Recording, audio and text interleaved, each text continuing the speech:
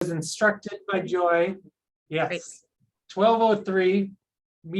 Recording has started, so we can, I guess, begin the presentation, or I'll introduce our speakers. Some other people will be hopping on over the next couple of minutes, and I'm sure. But I'm very, very happy to introduce today's speaker, Sarah Linke. She is PhD and MPH. She's an associate clinical professor and interim assistant dean for community partnerships within the Herbert Wertheim School of Public Health and Human Longevity Science, the classic HWSPH, and family medicine at UC San Diego.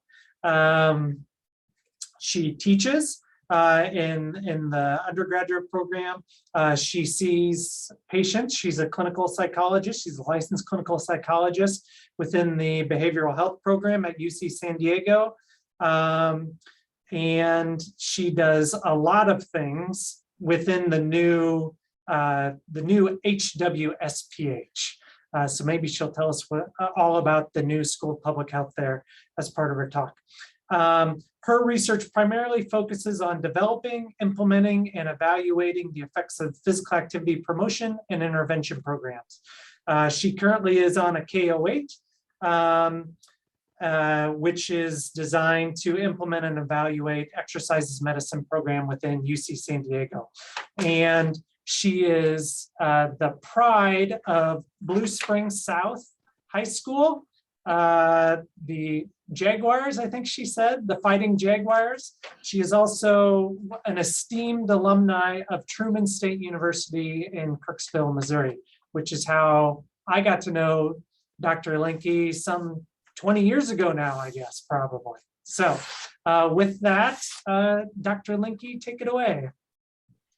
Thanks, Robin, for that wonderful introduction. I'm super happy to be here today. Thanks so much for having me. And I will today try to focus primarily, my understanding is that you all have a similar kind of program there. And so I'll try to really focus on the clinical aspects of it. And I have been instructed that maybe some people might be interested in the implementation science stuff, but I'll try to go light on that and focus more on the actual clinical, practice part of this.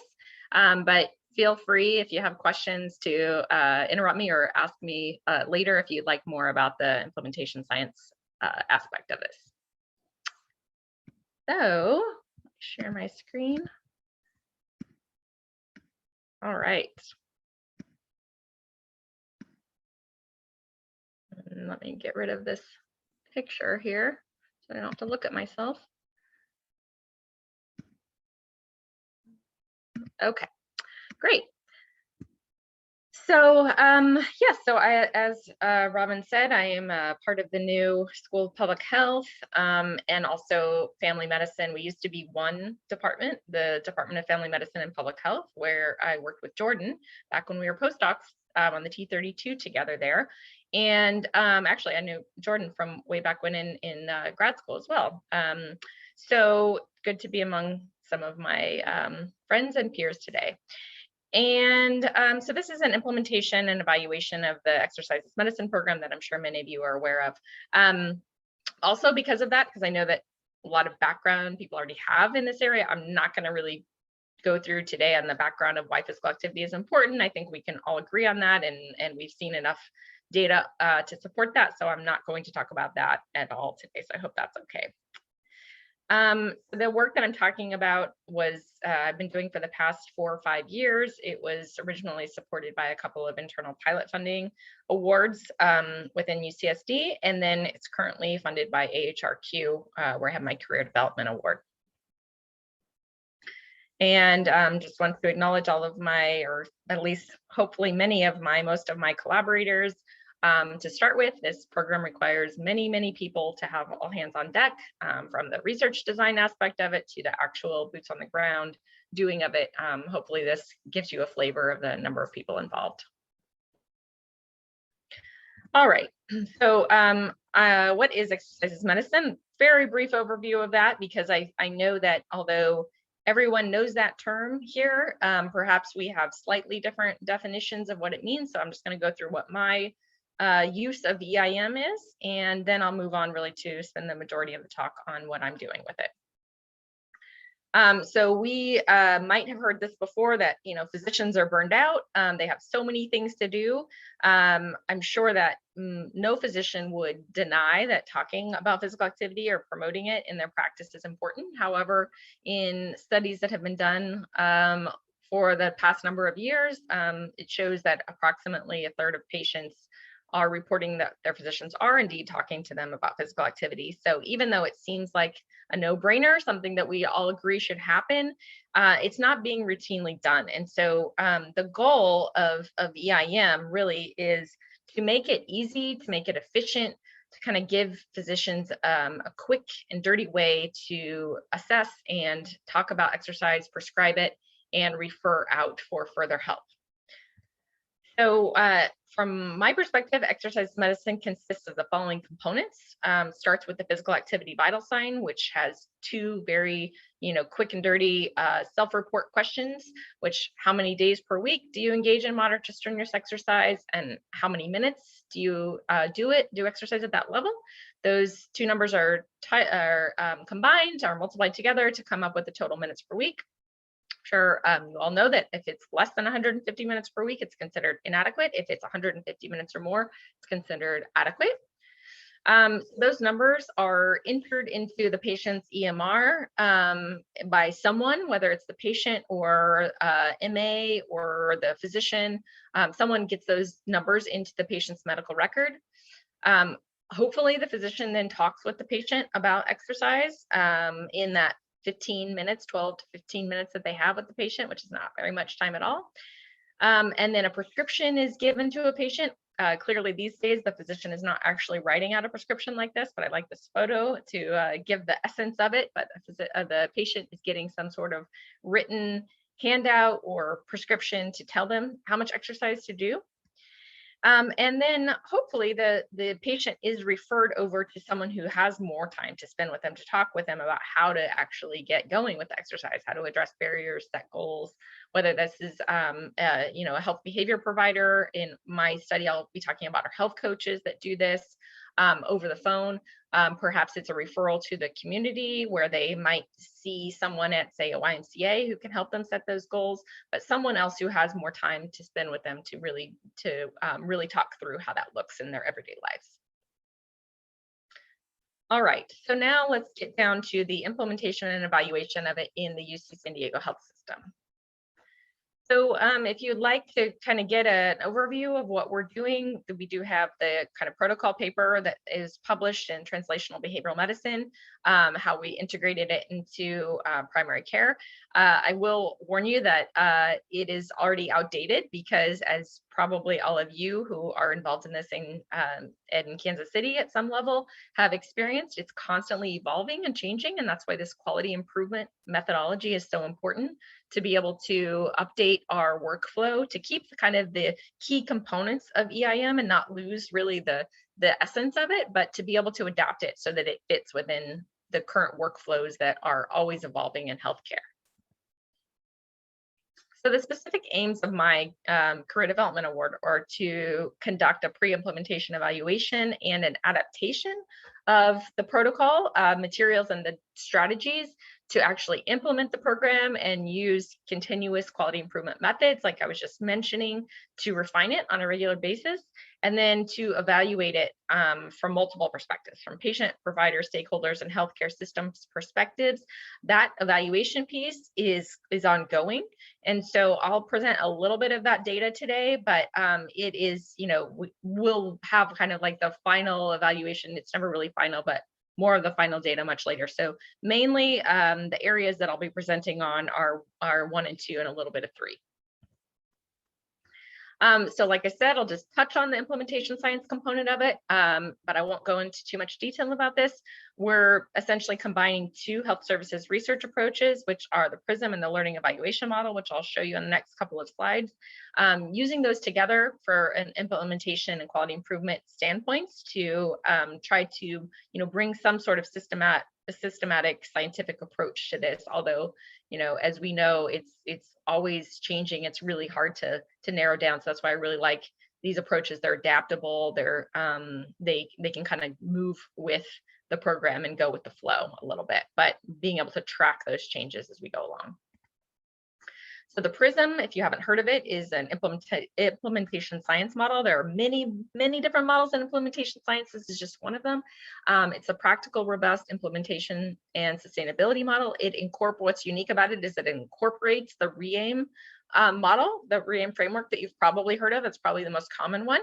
So it really is an expansion of the REAIM framework. The learning evaluation model was new to me for sure. It's not really widely used necessarily. It's a quality improvement model. So it's an overview of what it looks like. This one is probably, more relevant to the day-to-day running of this program. If I zoom in here, you can see what that really looks like. So you might have heard of this term PDSA cycle, Plan, Do, Study, Act. So, just as it says, I don't need to explain what those words mean, but basically, each of these in my model is a clinic, and we're implementing in each of the clinics one at a time and doing some learning between each one, adapting the program as necessary to see what works, what doesn't work, based on kind of constant feedback we're getting from all of the different people involved in delivering it and adjusting it to fit within each clinic's workflow. So like I said, I'm combining those two models. This is a super busy slide. Probably the most proud I was of my whole application was creating this complicated diagram that combines the two. The upper half there is the Prism, just kind of shifted into a different way. This first half here in phase 1 is the pre-implementation part that aligns with the specific aim 1, which is all that pre-work I did to talk with people who were going to be involved in delivering it, making sure everyone was on board, getting everyone's feedback, making sure that I had support of key stakeholders. And then phase 2 is down here at the bottom. That's the learning evaluation model, kind of again shown in a slightly different way, but you can kind of see how it aligns with that previous slide where I have each clinic, which is a new cycle, implementing one clinic at a time, very carefully and adapting it as needed. And then that phase 3 up here on the right, the top right, is the other half of the Prism, which is, sorry, before I move on to phase 3, the other half of Prism, which is that REAIM framework. I'll talk about that in a little bit. So starting with phase 1 of the Prism, I'm just going to go through this briefly. This was kind of the pre-work that was done early on. I talked with multiple stakeholders. So the first part here, this is in the Prism domains, we talk about the external environment, the implementation infrastructure, and the intervention design. So talked with clinic and healthcare leaders. And as we all know, there are many different initiatives. People are constantly trying to bring new initiatives into the healthcare system. So trying to gauge from them, considering all the other competing barriers, things that people are trying to get integrated in. What are your thoughts regarding the implementation of EIM at this time? And I did that up front from like the whole primary care standpoint, talk with the kind of the leader, the overall dean of primary care of clinical affairs. But I also do that before I go to each clinic, each of the primary care clinics, to see, is this the right timing to implement at your clinic? So that's something that's maybe a little different from a kind of a traditional scientific approach. Is we're not doing an RCT where, like, take it or leave it, like it or not, we're coming in now. It's really about timing it in a way that is going to be acceptable to the climate of that particular clinic. And then talking up to providers, really getting, providers are the key to making this thing run every single day. So constantly talking with them, asking them for feedback, asking them for ideas they have about how to maximize efficiency in the workflow. That's super important, and just being open, listening to them. Actually, many of the adaptations I've made to this program have come directly from the physicians and from the medical assistants, who are the ones who are collecting that PAVS data typically. And then finally from patients. So the specific part that I'm mentioning here about patients that we did before it started, because they didn't have a program to evaluate, but we did have this manual that I'll talk about. So I had a couple of focus groups of patients, showed them the manual. It's about 45 pages, had them look through it extensively and talk through it and give us feedback on making sure it was user-friendly and asking them if they wanted an online or printed version, et cetera. So that's how we engaged patients from the start. All right, so this was the design that we came up with. So using those questions, those first 2 questions are the standardized paths, then we added that third question, which is, would you like to receive a free 15-minute call from a health and wellness specialist to talk about exercise? And believe it or not, that the wording of that question has been changed multiple times throughout our program. That's an adaptation we've made to make sure it really fits with what we're trying to do. And then implemented it, planted it in Epic, and this is where it landed in the rooming tab. We wanted it to be in the vitals tab, but we were told that that's really just not something that's adaptable, because that's a kind of a standardized Epic thing. This is something that's just specific for UC San Diego Health that we got this implemented in, and that's where it lands. And so that we just enter the minutes and days, and then it's automatically calculated by Epic to have the total activity, which really sets off a cascade of other things that happen. So this is all the different pieces in Epic. So as long as those numbers are entered in the rooming tab, and the patient answers that question, would you like to talk with the health coach, yes or no, everything else happens automatically. So I'm sure that many of you are familiar with that, the way that you can really work with EMRs and use them to maximize efficiency. So based on the number of minutes, they automatically get a visit diagnosis and a diagnosis that lands in the problem list. So they either get insufficient activity or meeting physical activity guidelines. That automatically happens. That could be overridden by a provider, but usually they're not going to touch that. And then the providers get this banner. Providers just, they love or hate banners, but this orange banner that says EIM completed, follow-up needed, add .EIM to your note. This has been the kind of the most difficult part to get done consistently in our clinics, is having the providers actually document that they're doing it. But if they do, we created this nice, easy smart phrase for them, .EIM, they type that in, automatically this comes up, and they just have these three options to choose from. That they advise patient to engage in physical activity as recommended in their handout, or they advise their patient to limit physical activity due to a medical condition. That's pretty rare. Or they can say that they deferred the discussion about exercise due to competing priorities. So we really leave it up to the clinician to decide if they have time to address physical activity, and if it's relevant to that visit. We want to give them, make them feel empowered to make that decision. They know what's most important to fit in, scrunch into that 12 to 15 minutes they have with the patient. And if they just say, the patient's in for a sore throat today, or they're, in for a completely different, unrelated problem, then that's up to them, and they can say that they deferred it, and that's not a problem. We just want them to document that so that we see their thought process, that they thought about it and decided not to do it. And so we try to make it as easy as possible for them to make that decision. And by the way, I didn't mention this, but we ask them to do this at every non-acute patient visit. So we give them already the out of acute visits, probably not something that's relevant. We really want them to focus on it at preventive wellness visits, at chronic disease management visits in particular, and at Medicare wellness, annual wellness visits. Those are the kind of the key ones that we're trying to hone in on to make sure that they're bringing it up at every visit. This is also, so similarly to our physicians having easy documentation, we built in a lot of smart phrases for our health coaches.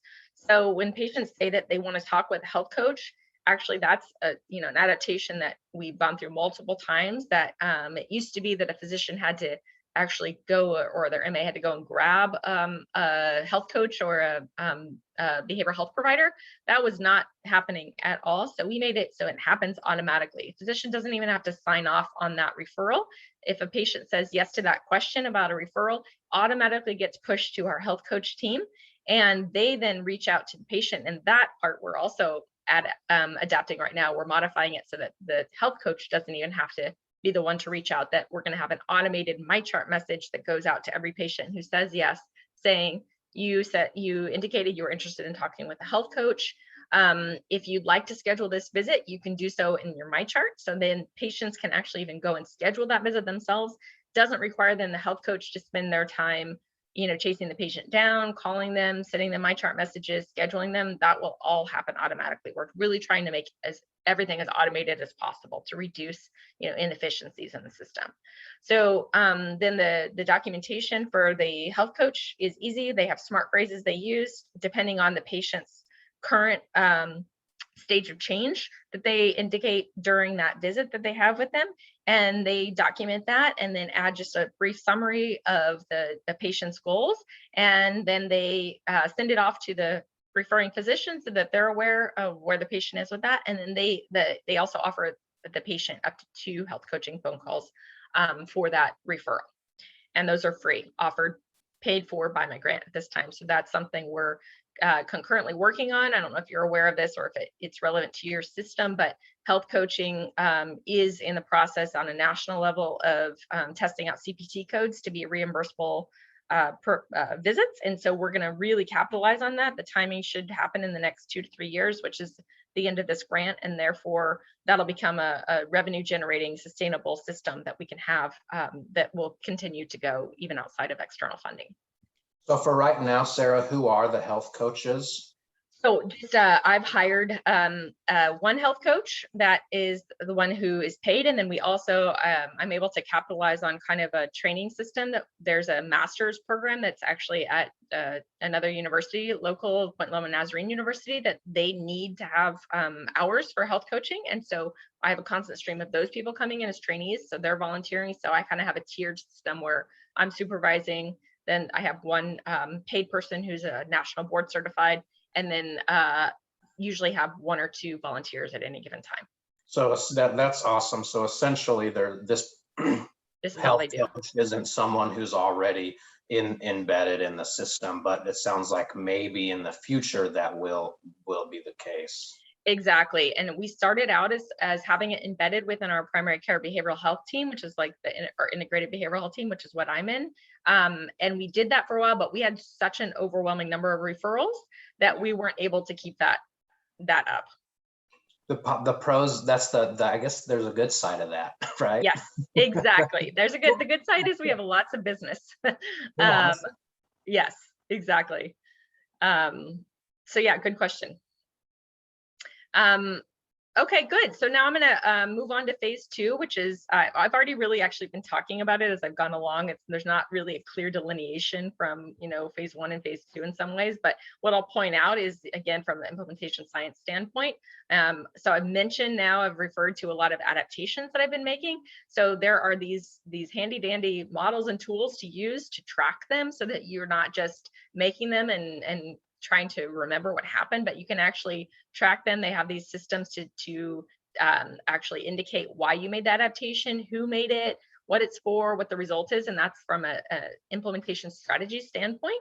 And so we'll be able to publish a paper that shows how we made adaptations throughout the program and tie it to timing wise what happens with the data from the electronic medical record system. So for instance, when we changed it from having to have a physical person giving a referral to health coach to having that automated system, we can then see, well, what happened? How many more referrals to health coaching did we get? And we can tie that together to see how that adaptation had a direct effect on the program and the program data.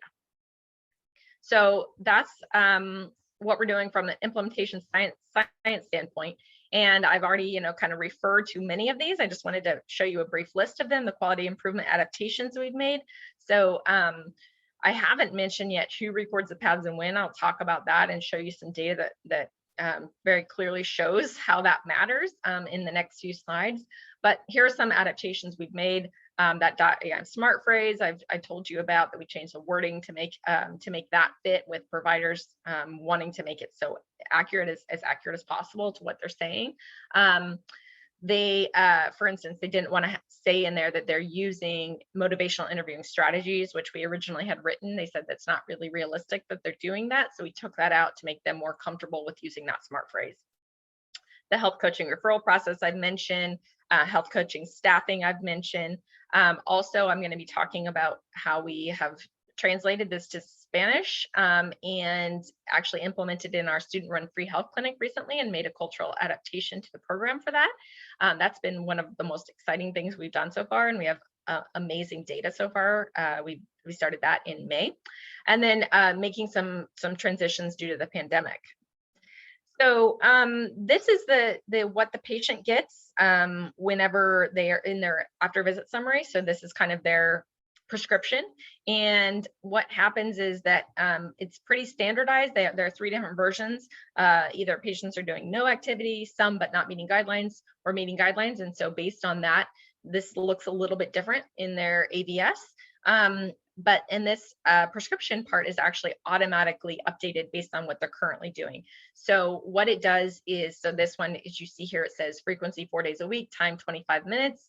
That came from a patient who is currently doing 3 days per week, 20 minutes. So we each have it set, we have it programmed in to up patients 1 day and 5 minutes at a time. And that will continue to happen until they reach 150 minutes, at which point it'll say, great job, you're meeting guidelines, keep up the good work, keep doing what you're doing.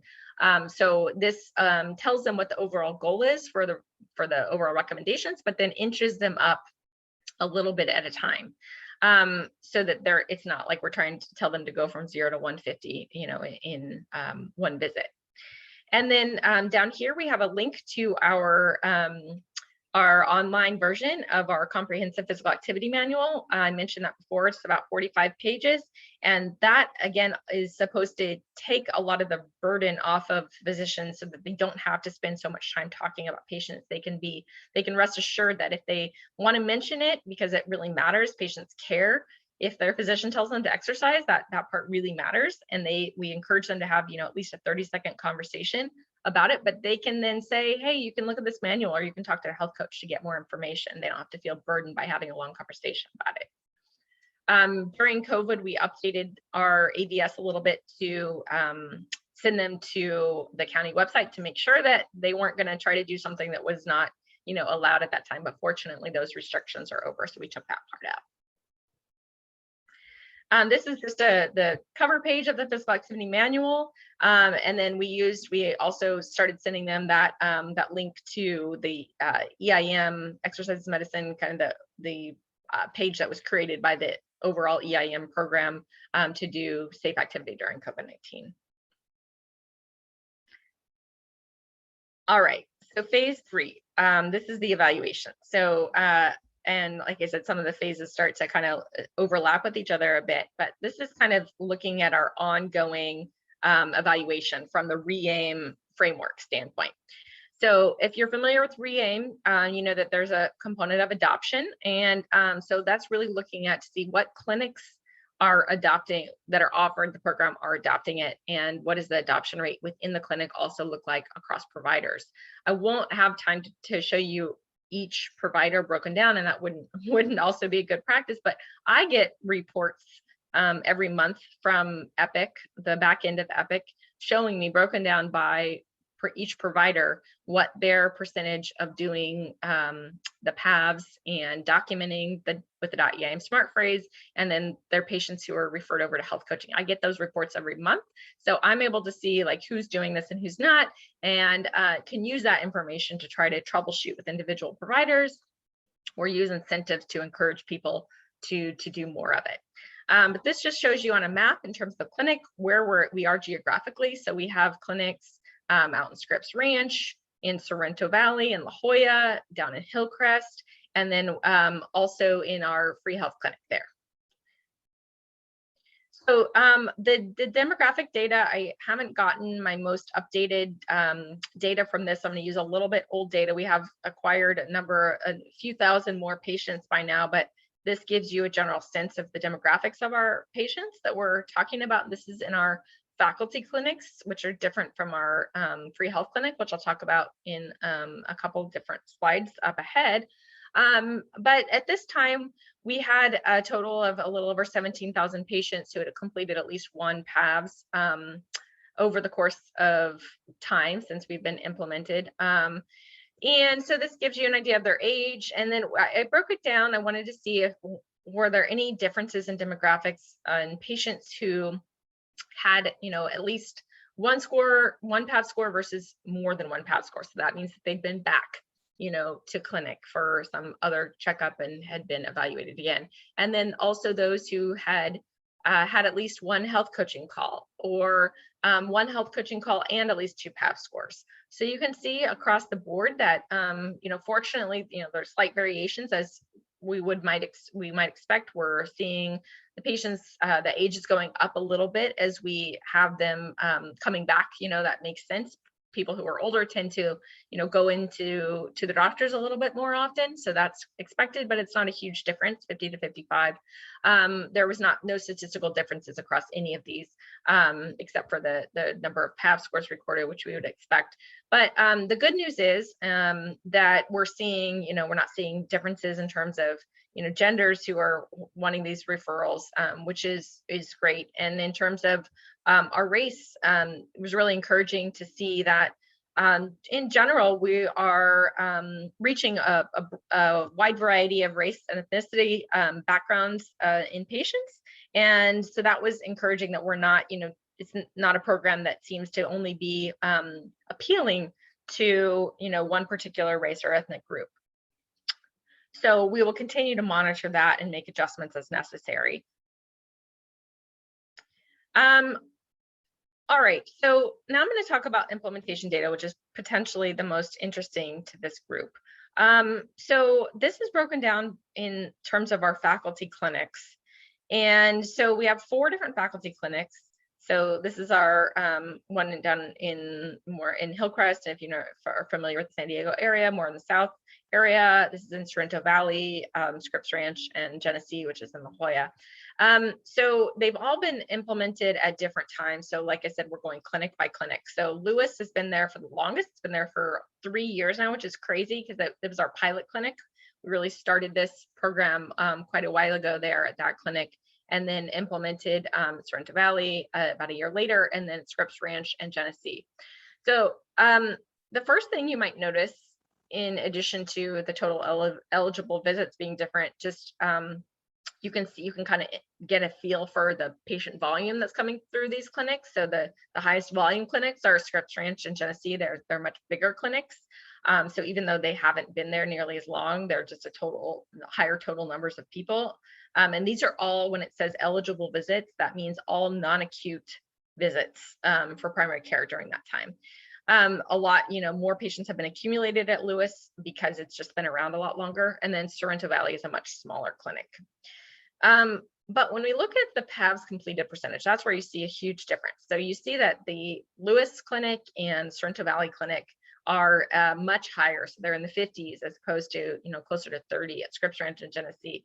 So the reason for that is really related to kind of the implementation strategies of how the PAVs is asked. So at Lewis and Sorrento Valley clinics, they have both used they've really tried to push e-check-in in patients.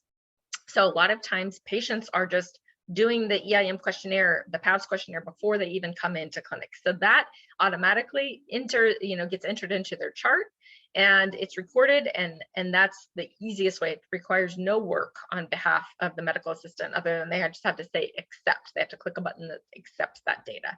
That's the preferred way to gather the PAVs. Patients are doing it self-report. They're spending the time trying to think in their head, how many minutes, how many days do I want to speak with a health coach? That's the most efficient way to do it. At those 2 clinics, if that doesn't happen, they also have had, before the pandemic, I don't think that they are using paper questionnaires anymore, but before the pandemic, they had paper questionnaires at check-in. Patients would complete it, hand that to the MA. The MA would enter that data from the paper to the chart. Again, very quick, doesn't take much of the MA's time. Most of it is on the patient doing that thought process to think about it, to fill it in. Now, at Scripps Ranch and Genesee, they're asking their MAs to ask these check-in questions aloud. That's where we get the sticking point. So that takes more time. The MA, has many other questions they're asking. That means they're asking all of the questions out loud. And they're just out of time. They're spending so much time on the rooming process, and they just skip a lot of things now. And I don't really blame them for that. They have so many things to check off their list, and it's a real problem. So I've been trying to encourage the leaders at those 2 clinics to move to a different system, because they're just not getting, all the screening data, not just EIM, but other things as well. And if you think about it, if you ask somebody, if anyone has had experience asking patients about how much exercise they're doing, they hem and haw about it for a while. They're like, well, think of someone who's like, an older person, and they're like, well, in high school, I used to run track, and so I was active then, and kind of give you a life history sometimes. And by the time you get to the answer, it might be 5 minutes later. So it's very unappealing for them to do it. So that's really what causes this big difference between clinics.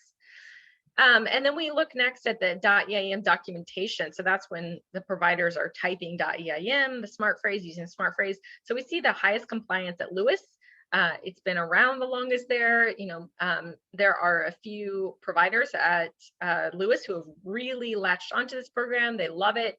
And essentially the thing that that drives those numbers up are that we have a few providers, mostly at Lewis, a couple at Genesee also, who have put the .eim smart phrase into their template. So whenever they just have their template that comes up, they don't even have to type .eim. It's already there for them. It updates automatically based on the PAVS data to reflect the numbers of minutes the patients are doing, and they just have to select one of the 3 options. It takes very little work. They don't have to remember to do it. They can ignore that banner. Well, it's been a problem getting providers to adopt that method. For some reason, they feel like they have many other things in their template. They don't want that to be there. If they don't talk about exercise, they're still a little bit resistant to using that 3rd option, which is deferred talking about exercise to a later visit. So this has been my biggest struggle, is working with physicians to try to reduce their kind of perceived barriers to using that in their template to document the work that they're doing. And then finally, we look at the health coaching referrals, and we see much higher percentage of referrals, and these percentages are out of the eligible visits, which means they had to have completed a PAVS in order to even say yes or no to the health coaching referrals. So just so you know, that's the denominator of these 2 visits, or these 2 numbers right here, is out of the PAVS completed, because otherwise you don't have any reason to document EIM or have a health coaching referral if they didn't complete the PAVS in the first place. So the interesting part here is that we have really our healthiest, highest functioning, highest SES populations at Sorrento Valley and Genesee. It's in La Jolla area, which is kind of the ritziest area in San Diego, versus our Hillcrest population, which is accepting those referrals at much lower rates. This part is the alarming part, because those are the people that really could use more help. Then sometimes these people in La Jolla are asking for a referral for health coaching because they think it's like a personal trainer. I can't tell you the number of people we've had who are like, oh, I'm already exercising a lot, but can you help me like make sure I'm doing good ab work? I want to tone my abs. And that's not what we're here for. And so we want to try to really get the patients who are low in activity to be the ones who are asking for those referrals. Okay, so now I'm going to move to our student run free clinics, which we started implementing there in June, and this was really exciting because I had always wanted to implement there. This, just for a little background, our student run free clinics are run by our medical students, and they, the patients, so there are 4 clinics located in San Diego, and we have a total of only 500 patients who are treated in the free clinics. There's a cap on that, and these patients are the ones who really, speaking of who really could use the most help. So these patients are uninsured, primarily Spanish speaking, primarily undocumented, and so they really don't have any other access to healthcare. So the fact that we're able to implement this program and talk about preventive healthcare, talk about things that they could do to enhance their health and try to prevent chronic diseases is the thing that jazzes me up the most about this program. And I had always wanted to have EIM go to the student run free health clinic, but really, thinking about timing, you can't just go in there and be like, hey, I have a new program for you. They have so many other things to do, but they came to me because they knew about EIM. The people that run, the providers that run this show are also providers in our faculty clinics. And so they had known about it, but their medical students really wanted this program. And so that's really what makes this program successful there. They drove it and they're driving it. And so the total number of patients they serve is so much lower. So, the numbers here are a lot lower, and it's only been there since June.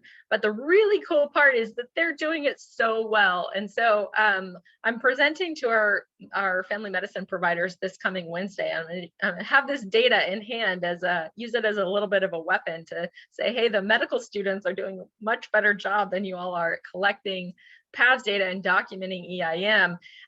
See if that motivates them to try to prioritize this a little bit more. So you see this data that about 2/3 of those visits, total eligible visits, are having paths completed, which is awesome and really cool. They have really the overall provider makes the templates for all of the students. So they just put the .eim smart phrase in there, and it wasn't even a choice for them. And you can see how that, you know, drives up the documentation. So that's really what we need to happen in order for that credit to be given in terms of the documentation of doing this. And then in terms of the health coaching referrals, it's so cool to me to see that, you know, 40%, nearly 40% of our patients are saying yes to that offer to have a health coach referral. So I have the pleasure of, I was able to hire a former student of mine from the BSPH, who also was one of my 3 students who translated the physical activity manual into Spanish. And so we have a Spanish manual, and she's a bilingual Spanish speaker, Spanish English speaker, and she is my health coach there. And it's so cool to see that she was able to come full circle now and is providing that service to our patients. So this is definitely the most rewarding part of my job at the moment. Okay, so now I'm going to go through from a patient perspective and try to wrap up here in the next 6 minutes so we can have time for discussion. So we ask patients, my former MPH student did this for her thesis, and this paper is under review. It's been revised already, so I'm hoping it'll come out in the next few months and you can read more about it. But we did a patient survey through MyChart, and sent my chart message to all patients who had had a primary care visit within. We sent it immediately after their primary care visit, and they had to complete it within 2 weeks, so it had to be fresh on their mind. And we got 316 responses back, which was 25% of the total number we sent it to. And so this was the interesting part. So nearly 2/3 of them said that they'd completed the PASS questionnaire, which at the time, during that time period, it did actually align with the percentage that we had in our EPIC data that showed the numbers who actually completed the PASS questionnaire. So that told us that they were recalling accurately according to the data we had. 5% of them said that, or sorry, 16% of them said that they had wanted to speak with a health coach, which was also in line with what we had during that time period, which was just a month time period where we sent this survey. But the interesting part was physical activity addressed, and if so, in which ways? And this was astounding. So between the ones who just said PCP discussion or both paperwork and PCP discussion, that was 65 or so % of the patients recalled having this discussion with their primary care providers. Now, if we look back again at that data where we're looking at the .eim documentation, this was during that same time period, and I wish I had them to show you side by side, but there was only about 10 to 20% of those providers who were documenting that at the time. So essentially that told us, as long as patients were correct and remembering accurately that their physicians talked with them about exercise, they were not getting credit for it because they weren't documenting it. So that again tells us that it's not that providers aren't doing it, it's that they're not documenting it. So that was very telling.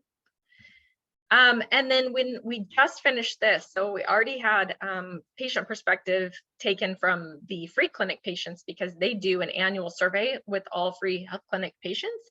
And so we were able to get our questions integrated into their survey that they already do. And their survey is done in person or on the phone, and it's done aloud with a medical interpreter. So it's different from the way that we did the MyChart questionnaire for our faculty clinics.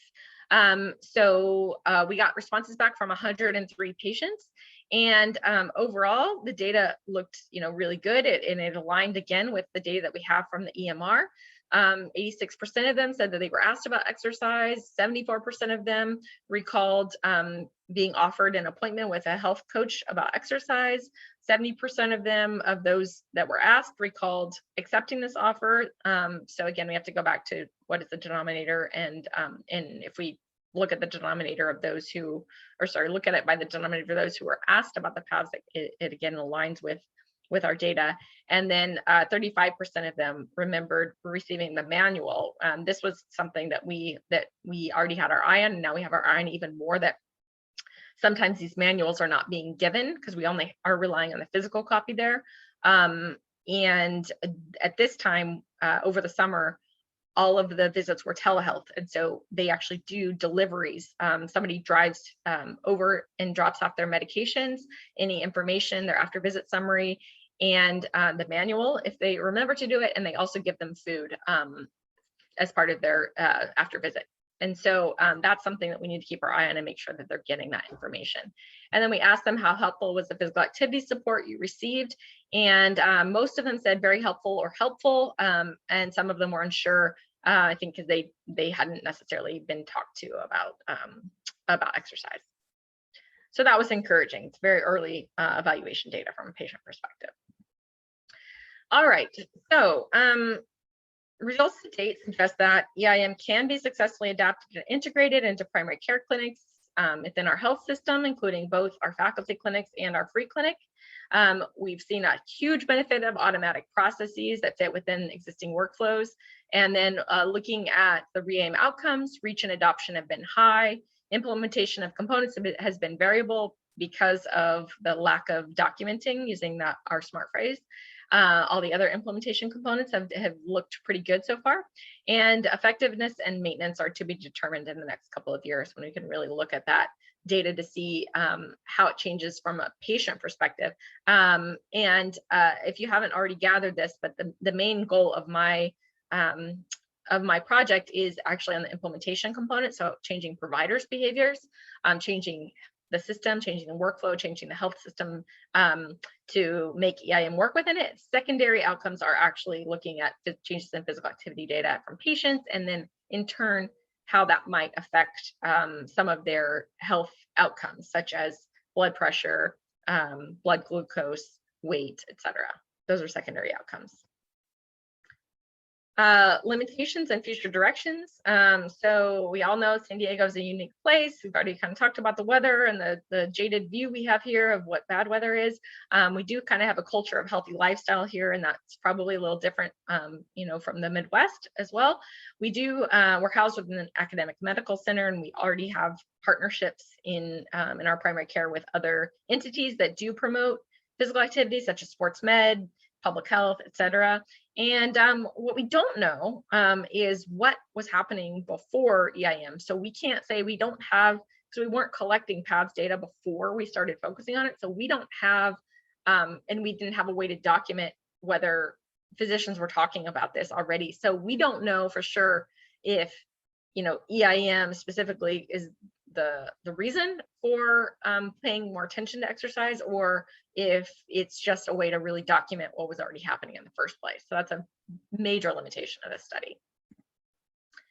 So our next steps are to implement, and we have 2 faculty primary care clinics remaining. We're also implementing in our geriatric primary care clinic as part of our part of this program, and that'll be coming up in the next month or so. And we're going to be examining PAVS data, as I already said, I already just mentioned about looking to see if there are changes in physical activity from a patient perspective, and then potential changes in their health. And then we'll be conducting cost analysis models to see if this is a cost-effective program, and that will be something we can really do once we have those CPT codes in place, so we can see from the health coaching standpoint if that is going to be revenue neutral or generating, or or if it'll be lost to the system. In future directions, we would like to take this and use this as a model for other systems. So developing implementation toolkits that could help with other systems to integrate it into their systems, and provide suggestions for adaptations to work within everyone's existing workflows. So, and then we want to disseminate it beyond UC San Diego to other health systems in the region and in the state, and potentially other parts of the country. Thank you very much. Happy to take questions. Sorry, I only left 8 minutes left. Thanks so much, Sarah. This was a great presentation. I've seen it a couple times, and I pick up lots of new information each time I see it. So with that, let's open it up for questions. Hi, great presentation. My name's Helena, Sarah. Hey. But I was just wondering, so then 35% or different depending on that other clinic get referred. How many of those who are referred actually end up talking to the health coach? Yeah. Great question. So I wanted to present that data, but I'm waiting on the most recent data. I can tell you that I do have the total as of the beginning of September, 915 health coaching calls in the faculty clinics had been completed. So that's 915. There were 2,700 referrals, and some of those 915 are second calls. So if we can kind of do a quick little bit of math to estimate, then let's just say maybe 600 are unique patients. So maybe 600 out of the 2,700. So maybe like less than a quarter of those are actually following through with those phone calls. I will say a huge barrier, I think, to that has been so far the huge influx of referrals that we had. And now it's fixed finally with our automated processes. But last summer, we, like I mentioned, I think when Jordan had his question, a good problem to have, we had at one point 700 referrals waiting. When at the beginning of the pandemic, we had a huge volume of patients come in. We got to a point where we were 2 to 3 months behind. Now that was not good for follow through. And so with our new system of having patients get that automated reminder and be able to self-schedule, we're hoping that will really drive up the percentage of follow through, because they will be able to see a provider immediately instead of waiting 2 months when probably whatever motivation they had to talk about exercise is probably waned by that point. So I take that with a grain of salt and think that our processes are not as efficient as they could be for that proportion to follow through with those calls. Thank Yeah, you. good. Yeah. Sorry, did that answer your question? Okay, great. And then I see a question from Anne. Our high proportion, yes, actually, we had a high proportion already, and because of COVID, when we moved, I think our proportion is like 90-95% at this point, who are on my chart, because they kind of were forced to be during COVID. Interesting. I've sat on a few study sections where EMR-based things are proposed, and the nationwide data of the proportion of people who are MyChart users is actually quite low, and they're reflective of some of the disparities that occur in the rest of society. So there's enthusiasm for this, but it seems to exacerbate, at least in some communities, the disparities that already exist. But you're right. I wonder if COVID is changing that. That's interesting. I hadn't really thought about that. It's a really good point. Yeah, I know it definitely has here. The difference, though, the discrepancy for us is that the disparity is apparent in our free clinic. So they are not on my chart, and they don't rely on my chart for anything. And so they do things completely differently because of that. So they don't ever expect patients to be on my chart, and they don't do anything through my chart. Well, the other issue is the thing may say they're on my chart or say they have a portal, but it doesn't mean they actually answer portal messages. Somebody signed them up, but they don't know how to use it. Yes, that does happen sometimes. Absolutely. And we do call patients if we don't, if they don't have a my chart, an active my chart, we do call them, our health coaches call them. But if they're just not reading it, we don't know that. Good question. Sarah, I love this presentation too. It was great, and we have done something similar in our primary care clinics, and it is a struggle to have it consistently uptaken by the providers who are busy with so many other things. And then what you said about the medical assistants checking kids or checking families in, and the verbal questions versus more of a paper or automated way, all those are such important things to look at. I wondered if you had any tips specifically about working with your Epic experts there to get the physical activity as vital sign, those 2 questions in the EMR. And because what we find is every community practice here has a different EMR, and so it would be it's challenging, and sometimes it does often cost them money to make changes to their EMR. So if there was like a super simple way or value added proposition that you have typically presented to the EMR folks, I'd love to hear it. Yeah, it's such a good question.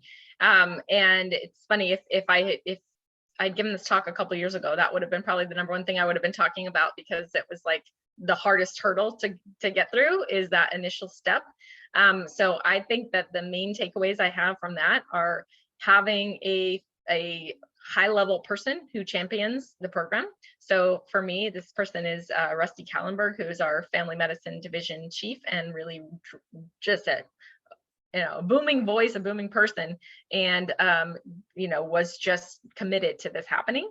And if it hadn't been for him, there's no way this would have happened. So he helped me to reach out to the right people and stay on them. And we did eventually put some money into it, because we couldn't get anyone who is just kind of a run-of-the-mill programmer to really focus on it. They have so many other things to do. So we did hire someone for a temporary amount of time to help with this and other initiatives.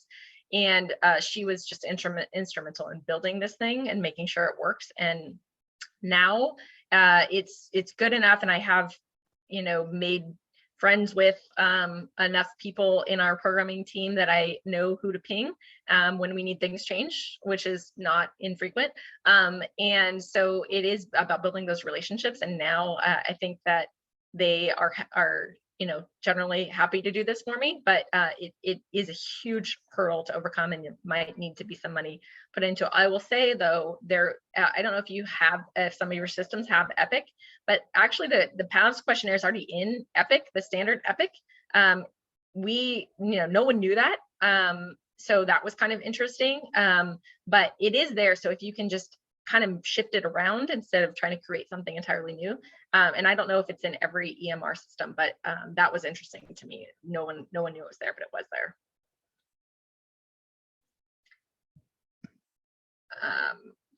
Oh yeah. So in our system, we have not implemented with pediatric or adolescent patients so far. Right now we have 18 and up.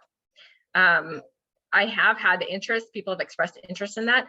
I don't work at Rady's, or that's where we primarily serve our children's hospital, but it is something that I know, I imagine will happen in the future, but we don't have that yet.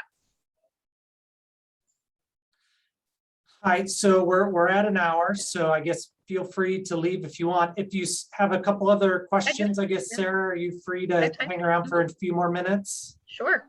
Great. Just two quick plugs. Number one, don't forget to fill out the evaluation so we can get that information to Sarah. And number two, if you were planning to attend the CHLN happy hour that's coming up, we've been booted from one place to Grinders due to outdoor facilities. So hopefully I will see you there. And thanks again, Sarah. Really appreciate your talk. Thanks. Thanks, Sarah. Do you have time for more? It sounds like you might have time for one question from me. Of course, yeah. My question is like around the dose of the actual intervention itself, not the implementation intervention, but the behavior change intervention. And so it sounds like it's basically, there's a message from the physician, there's the exercise as a vital sign, and then there's 2 coaching calls. And I think, and then there's follow-up, I guess. So that all sounds pretty good to me, but it generally sounds fairly low dose. However, it's high reach, which I love. I think that that's kind of the balance there. But I know that like some of us are doing interventions where there's a minimum of like 26 hours of contact. And then there's the other side of the spectrum where maybe you just have exercise as the vital sign and then sort of stop there. How did you come up with your dose? And then the other thing is like, do you know if it's effective? Like, is this the similar dose? And is your intervention kind of like what has been used before? Is like Bob Salas basically shown this intervention is effective? Or how did you decide all of that? Yeah, such good questions.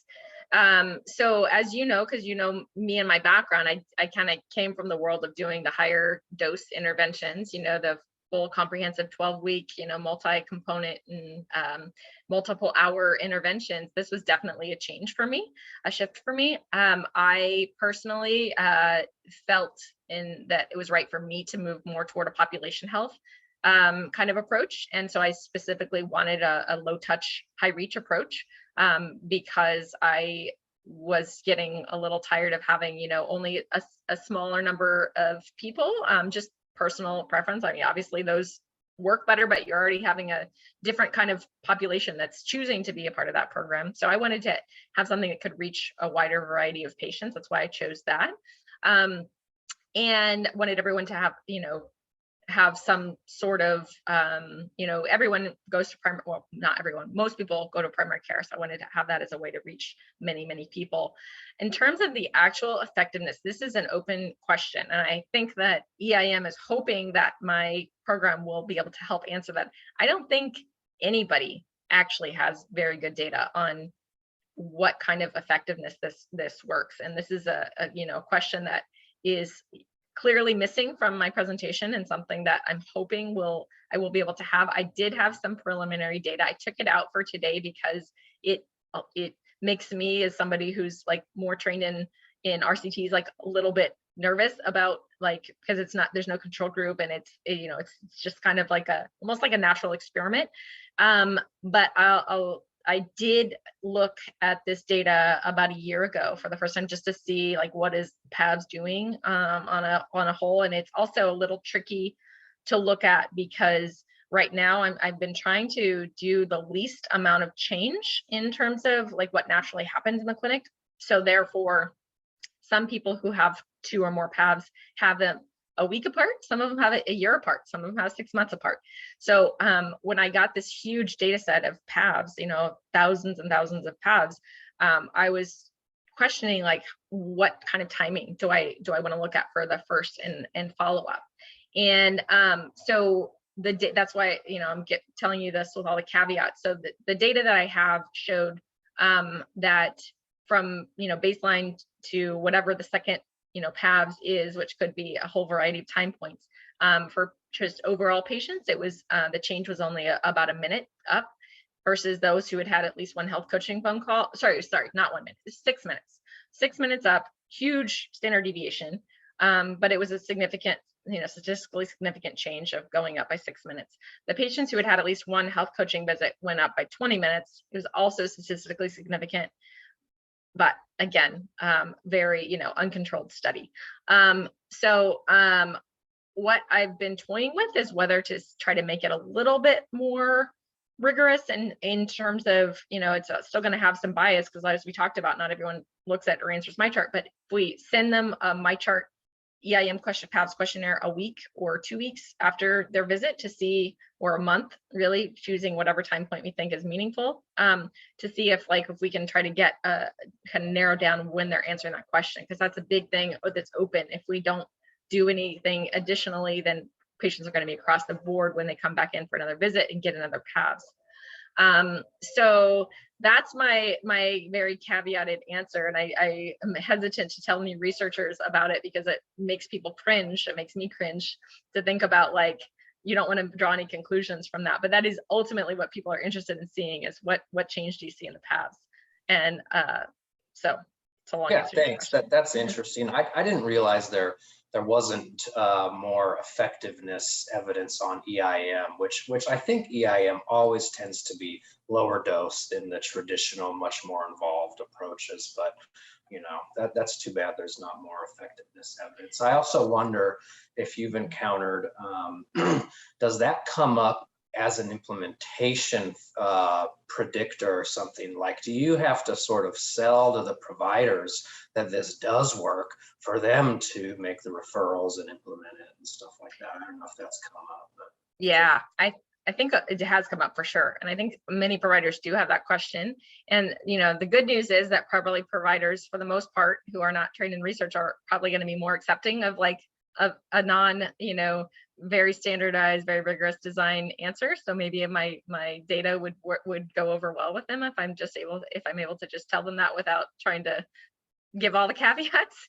But I don't want to mislead anybody. But I think that for the most part, physicians are aware that, like, this is a population health approach, and you can't expect a huge amount of change from like just telling them that they should exercise more, but hopefully it's the cumulative effect that if they're, even if you do just ask the question, it's like getting your weight every time you go into the doctor. It reminds you, oh yeah, I should probably work on that weight loss. So it's like at least a reminder, and it makes it top of mind. And we know that awareness is associated with at least moving on in the stages of change, if not maybe making a little bit of change in your own behavior for some people. But I don't want to like oversell it and say that it's going to change people like from 0 to 150 overnight. But I'm hoping, like, my personal goal is like, if we can move from a population standpoint, everyone up 5 minutes, an average of 5 minutes, and then we look at data that shows if even every minute counts, and we can improve people's lives a little bit by increasing minutes per week, even if it's 5 minutes, that to me makes a population, health approach what makes that effective. So that's what I'm aiming for. Yeah, but it will be nice. And I think what we do have, just back to your effectiveness question, I think what we do have in the literature is something similar to it's not going to be like your naturalized EIM data showing effectiveness, but we do have, what approach, like more of RCT type approaches using primary care as a delivery channel, and more enrolling people in a study, which already changes that. Like, we don't enroll people, right? This is just part of standardized part of care, and that changes things already. But if you do look at studies that people have been enrolled, and you look at can primary care recommendations change their behavior, I think we do have that data, and that data does show that it does work. So if we can piecemeal these things together, we at least have an idea that it could work. We just don't have the specific study design with the effectiveness data. Very cool. Thanks, Sarah. Yeah. And you always have to emphasize the reach too, like you said, small effect with large reach is still really meaningful. Yes, I think so. Thank you. Hey, Sarah, I question. had a quick question. Thank you so much for this great implementation science work. I have a question about adoption. Yeah. And you mentioned, you're kind of measuring it at the rate of adoption at the clinic level. And I kind of think of that ecologically as more like an organizational section of kind of where you're measuring that. So I'm thinking about your work with provider behaviors, and I'm wondering if you're measuring adoption of the protocols at the clinician or at the health coach level. You'd mentioned that they're doing it, but they're not documenting it. So kind of things like that. So I'm just curious if you or if anybody's looking at kind of like individual factors or barriers or constraints among clinicians who are doing it that might be affecting how well they're adopting, what they're supposed to be doing on that side of things. And if there's any type of intervention or things that we can do to kind of help that process move through, or is it really just, the never ending, like there's not enough time, there's so many patients, there's so many things to do. Are you or anybody kind of looking at that micro at the process at all yet? Yeah, such a good question. Yes, the answer is yes. So I do in this monthly data that I acquire from the back end of Epic, have it broken down by provider within each clinic, and looking at the percentage of their patients that have gotten the paths, that have documented .EIM, that have gotten these health coaching referrals. So I have that by provider level. And I am trying to tread lightly, but trying to figure out how I can work with those. And I have done one-on-one discussions with them, also trying to use it from a positive standpoint. We have a bi-monthly EIM newsletter that goes out where we have a top provider and a top MA in terms of their documentation, in terms of their PAVS score, to give these shining star awards, and showing what percentage they have, so then people can say, oh, that person, I've been told that physicians are very competitive and they want to be the best. And so trying to use it from that perspective, a positive perspective. Some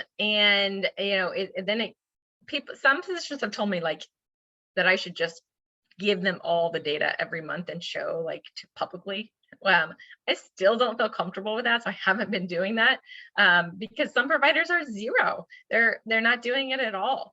And I mean, I personally feel like that's just like not appropriate. But I mean, they keep telling me that I should do it, so maybe I'll get brave and try it someday.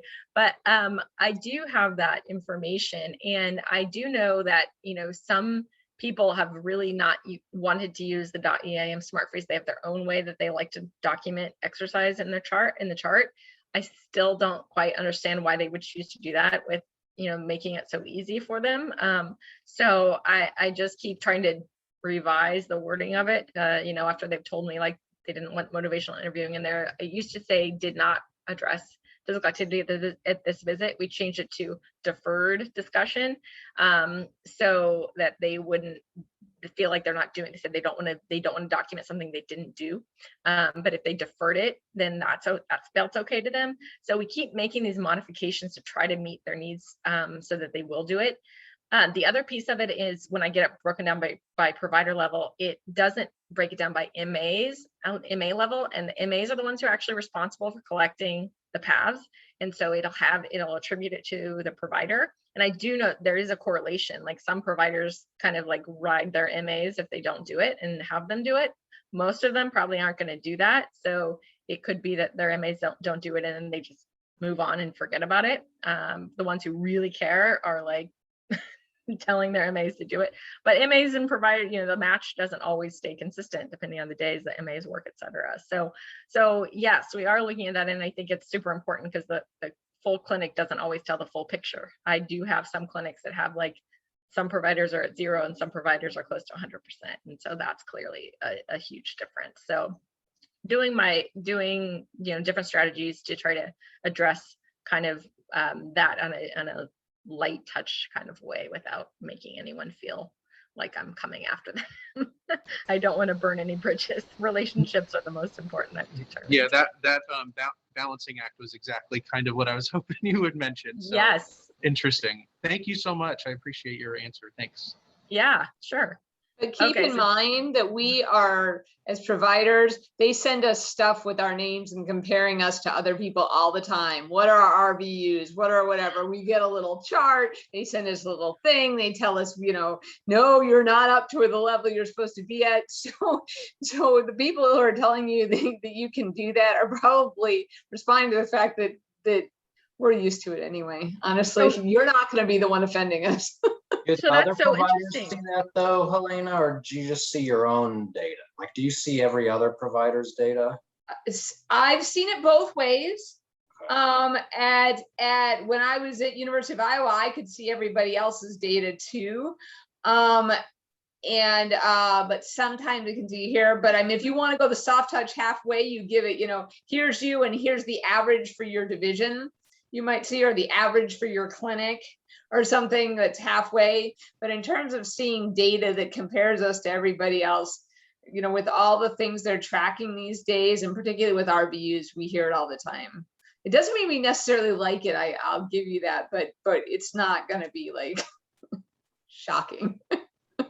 That's good to hear from a person, not, because I usually feel like I hear from the ones who are doing well that I talk to, like, how can we get others to do it well? And they're the ones telling me to do this. And I'm like, well, but you're doing it well. So, but it's good to hear that from a completely outside perspective as well, that you're saying, hey, that's okay.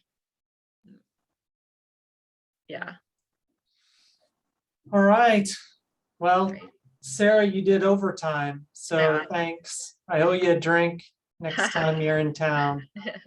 Thank you. Thanks so much for having me. It's been such a great discussion. Yeah, thanks so much for doing this, Sarah. This was really great. And I think there's a lot of interest in this here. So I'm really glad that, the folks got to hear this presentation.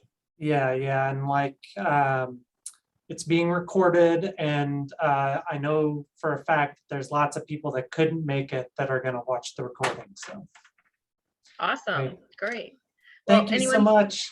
Cool. Thank you. Yeah. Welcome to contact me if you have any other questions, but thanks so much. Have a great day. Have a good weekend. Right. Yeah, All right. enjoy the See you, Sarah. Bye. weekend. Okay. Bye.